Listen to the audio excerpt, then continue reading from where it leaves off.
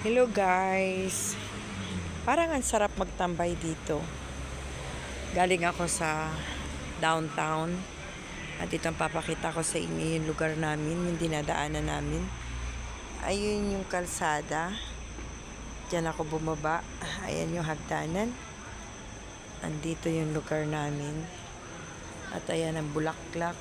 Gumbabilya ba yan? Ayan ang puno ng langka. At parang ang sarap magtambay dito. Medyo malamig-lamig kasi yung gabi. Malamig-lamig yung kapaligiran. Kaya lang, syempre, malamok.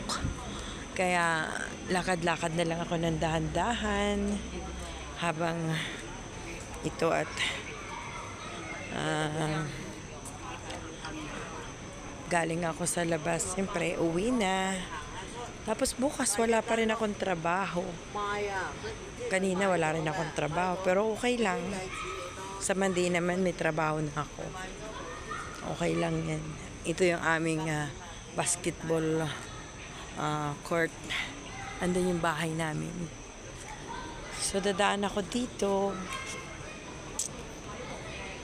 At ito yung aming pinakalugar. Medyo madilim na ang kagabihan.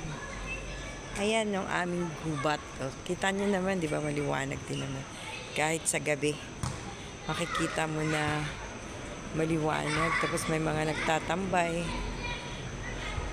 May naglalaro pa. At ito ang aming tindahan dito sa Lampin. Sa baba ng bahay namin. Bibili ka ng inumin. Dito, may pagkamahal nga lang ng konti kasi ayan ang machine. Yan, wala kaming 7-Eleven o kahit na anong tindahan dito, yan lang. Kaya 'di ba?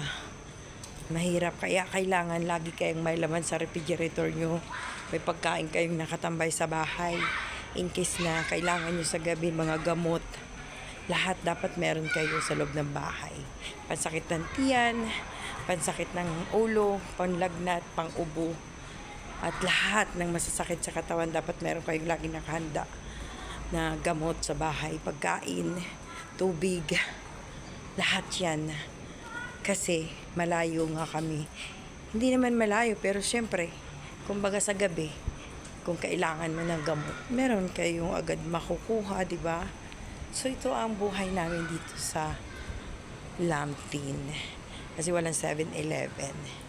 So, ups now. Bye-bye muna mga guys. At andito na ako sa baba ng bahay namin.